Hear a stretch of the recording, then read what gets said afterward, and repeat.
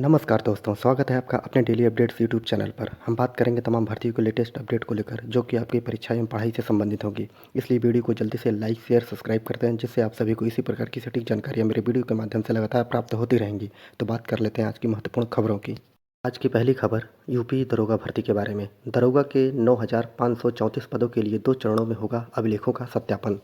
UP में दरोगा के 9,534 पदों पर होने वाली भर्ती के लिए अभ्यर्थियों के लिए अभिलेखों का सत्यापन एवं शारीरिक दक्षता परीक्षा 2 चरणों में होगी। पुलिस भर्ती एवं प्रोन्नति बोर्ड ने इनकी तारीखों की घोषणा कर दी है और भर्ती बोर्ड के मुताबिक पहला चरण 25 से 28 अप्रैल तक होगा, जबकि दूसरा चरण जो होगा वो 4 से 18 मई तक किया जाएगा। तो महत्वपूर्ण खबर है, विद्यार्थियों के लिए तैयारियां पूरी कर ली गई हैं। पहले चरण के अभ्यर्थियों की सूची उत्तर प्रदेश भर्ती एवं प्रोन्नति बोर्ड की वेबसाइट पर अपलोड कर दिया गया है। यहाँ से अभ्यर्थी अपने प्रवेश पत्र डाउनलोड कर लें और बता दिया जाए कि संडे को यह कार्यक्रम नहीं किया जाएगा। तो महत्वपूर्ण है, आप लोग जोन जिले देख लीजिए कहाँ कहाँ आप लोगों के अपने जोन मुख्यालय वाले जिलों में आना होगा। यहाँ पर देख लीजिए कौन कौन से हैं। लखनऊ, कानपुर, आगरा, बरेली, मेरठ, प्रयागराज, वाराणसी और गोरखपुर में सभी तैयारियां पूरी कर ली गई हैं। तो इस प्रकार आप लोग अपने पहले चरण में देख लीजिए कौन कौन से विद्यार्थी हैं।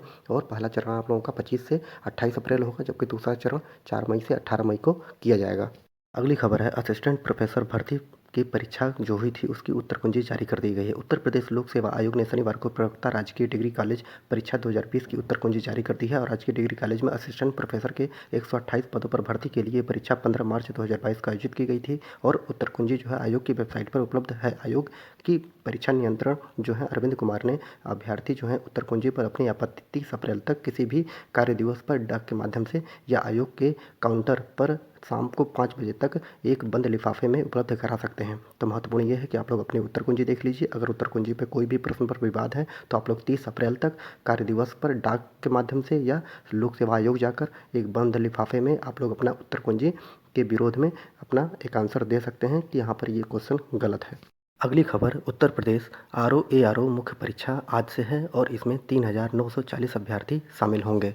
समीक्षा अधिकारी आरओ एवं सहायक समीक्षा अधिकारी एआरओ 2021 की मुख्य परीक्षा में 3,940 अभ्यर्थी शामिल होंगे। उत्तर प्रदेश लोक सेवा आयोग की ओर से यह परीक्षा 24, 25 और 26 अप्रैल को प्रयागराज, लखनऊ, गाजियाबाद में आयोजित की जाएगी। रविवार को पहले सत्र में यह सुबह 9:30 बजे से 11:30 बजे तक सामान्य अध्ययन प्रारंभिक परीक्षा जैसा होता है और यहाँ पर प्रश्न पत्र की परीक्षा होगी और दूसरे सत्र में जो दोपहर का होगा वो 2 बजे से 4:30 बजे तक खंड 1 में परंपरागत सामान्य हिंदी एवं आलेखन की परीक्षा, खंड 2 में 4:30 बजे से 5 बजे तक सामान्य शब्द ज्ञान व्याकरण की परीक्षा की जाएगी। तो आप लोग देख लीजिए कि आप लोगों का 24, 25, 26 अप्रैल को पेपर है प्रयागराज, लखनऊ एवं गाजियाबाद में, क्योंकि लोक सेवा आयोग की जितनी भी परीक्षाएं होती हैं मेंस की वो सभी प्रयागराज और लखनऊ, गाजियाबाद में ही ली जाती हैं। तो सभी विद्यार्थियों को बहुत बहुत शुभकामनाएं। आप लोग अच्छे से अपना पेपर दीजिए।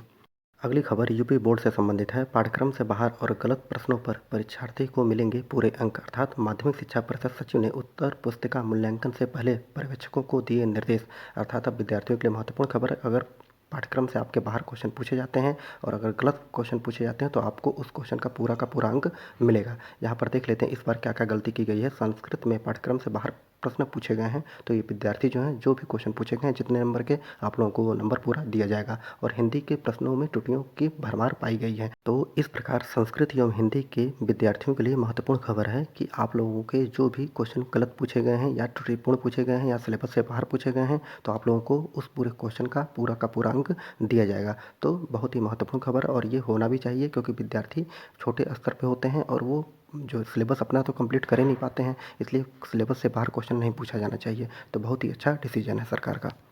अगली खबर है, सीबीएसई पाठ्यक्रम में नहीं होंगे इस्लामिक साम्राज्य से जुड़े अध्याय। अर्थात जो केंद्रीय माध्यमिक शिक्षा बोर्ड है सीबीएसई है, उसने सत्र 2022-23 के लिए 9वीं से 12वीं कक्षा तक के पाठ्यक्रम में बदलाव करते हुए कई अध्याय हटाने एवं नई सामग्री जोड़ने का निर्णय लिया है। बोर्ड ने कक्षा 11 एवं 12 के इतिहास एवं इस जो राजनीति शास्त्र है के पाठ्यक्रमों में गुट निरपेक्ष आंदोलन, शीत युद्ध काल और जो अफ्रीकी एशियाई देशों के इस्लामिक साम्राज्य का उदय, मुगल दरबारों का इतिहास और औद्योगिक क्रांति से जुड़े अध्याय को हटाने का निर्णय लिया है। इसी प्रकार कक्षा 10 के पाठ्यक्रमों में कृषि पर वैश्विक प्रभाव नामक सामग्री भी हटाई गई है। अब सभी जो है खाद्य सुरक्षा अध्याय में जो अंतर्गत पढ़ सकते हैं। तो अब यहाँ पर इन सब चीज़ों को हटा दिया गया है। तो देख लेते हैं कि यहाँ पर देखिए लोकतंत्र विविधता से जुड़ी हुई सामग्री को हटा दिया गया है। गुटनिरपेक्ष जो मुगल जो दरबारी का इतिहास था, औद्योगिक क्रांति के अध्याय को भी हटा दिया गया है। कृषि पर वैश्वीकरण के प्रभाव संबंधी पाठ्यक्रम को भी हटा दिया गया है। जबकि फैज की 2 जो रचना थी उसको वापस ले लिया गया है। जबकि जो सेंट्रल इस्लामिक लैंड्स के स्थान पर नोमैडिक जो एम्पायर के पाठ्यक्रम को इसमें शामिल कर लिया गया है। तो बहुत ही अच्छा सरकार का डिसीजन है, क्योंकि सिलेबस को लगातार बदलते रहना चाहिए। बहुत समय से इस्लामिक जो मुगल साम्राज्य हो गया या सल्तनत हो गया, इसको बहुत समय से पढ़ाया जा रहा था। अब सरकार ने डिसीजन बहुत ही अच्छा लिया है कि अब कुछ नए जो कि भारत के नए साम्राज्य हैं, जिनके बारे में कोई नहीं जानता है, उनको बताया जाए, या विश्व के अन्य कई मुद्दे हैं जिनको अभी हाईलाइट करने की ज़रूरत है, उनको बताया जाए। तो बहुत ही अच्छा डिसीजन है सरकार का। इसका सभी लोग इसका स्वागत कर रहे हैं। कुछ एक वर्ग है जो विरोध कर रहा है, लेकिन अधिक से अधिक लोग इसका स्वागत कर रहे हैं। अगली खबर है एडेड जूनियर हाई स्कूल भर्ती के बारे में। इसके लिए कमेटी गठित कर दी गई है। अब खुलेगा ओमार सीट के कोठार का ताला, अर्थात देख लेते हैं पूरी खबर।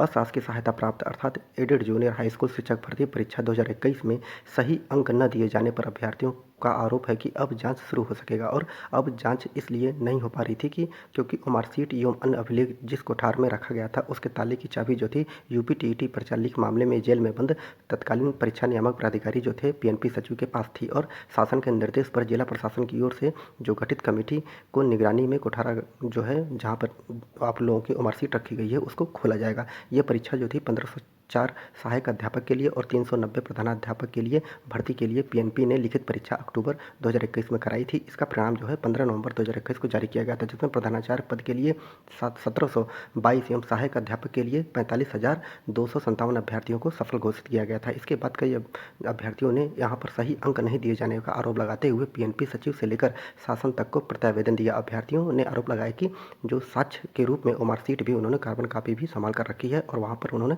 उसको संलग्न भी किया कि हमारी जो नंबर है वो हमारे नंबर तो मार्कशीट से इतने आ रहे हैं, लेकिन जो नंबर दिया गया है शासन के द्वारा पीएनपी के द्वारा वहाँ पर नंबर कम कर दिए गए हैं। तो इसलिए विद्यार्थी लगातार कोर्ट जाने की धमकी दे रहे थे। उस दौरान 28 नवंबर 2021 को उत्तर प्रदेश शिक्षक पात्रता परीक्षा प्रस्तावित होने से कोई भी सुनवाई नहीं हुई। अर्थात आप लोग सभी को पता है कि यूपी टेट का पेपर था। यूपी टेट के पेपर के कारण कोई भी कार्रवाई पीएनपी नहीं कर पा रहा था, क्योंकि पूरा शासन प्रशासन और जितने भी पीएनपी के अधिकारी कर्मचारी हैं सभी लोग यूपी टेट को सफल कराने में लगे हुए थे। लेकिन जैसे ही यूपी टेट का पेपर हुआ, सरकार पर और पीएनपी पर दबाव बनने लगा कि जल्दी से जल्दी इसका रिजल्ट निकाला जाए। लेकिन विद्यार्थियों ने क्या किया, विद्यार्थी कोर्ट जाने की धमकी देने लगे कि हमारा नंबर जो है कम दिया गया है, हमें जो है मार्कशीट के अनुसार हमारे पास प्रूफ है कि हमने इतना क्वेश्चन किया है, हमें इतने नंबर मिले हैं।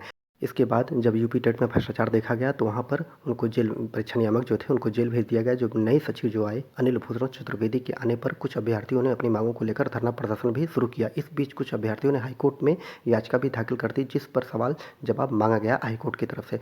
जबकि नए सचिव जो थे शासन को इस संबंध में वस्तुनिष्ठ से अवगत कराते हुए 20 दिसंबर 2021 को प्रस्ताव भेजा। इस पर शासन ने जो जिलाधिकारी प्रयागराज एवं परीक्षा नियामक प्राधिकारी सचिव को इस संबंध में कमेटी गठित कर कठोरतम का ताला अर्थात जो कोठार था उसका ताला खुलवाने के निर्देश दिए। और विशेष जो सचिव बेसिक शिक्षा अवधेश कुमार तिवारी के निर्देशन में जिलाधिकारी की ओर से कमेटी का गठन कर दिया गया है। और पीएनपी सचिव अनिल भूषण चतुर्वेदी के मुताबिक जल्द ही ताला खुलवाया जाएगा और इसकी वीडियो रिकॉर्डिंग भी कराई जाएगी। कोठार से मिलने वाली मार्कशीट एवं अन्य अभिलेखों पर रजिस्टर पर पंजीकरण करने के बाद अतिरिक्त समिति गठित कर अभ्यर्थी जो थे उनका प्रतिवेदनों पर परीक्षण कराया जाएगा और विसंगति आने पर शासन के निर्णय के आधार पर आगे कार्रवाई की जाएगी। तो ये विद्यार्थियों की बहुत ही बड़ी जीत है, क्योंकि लगातार विद्यार्थी इसके खिलाफ शासन प्रशासन के खिलाफ धरना प्रदर्शन कर रहे थे।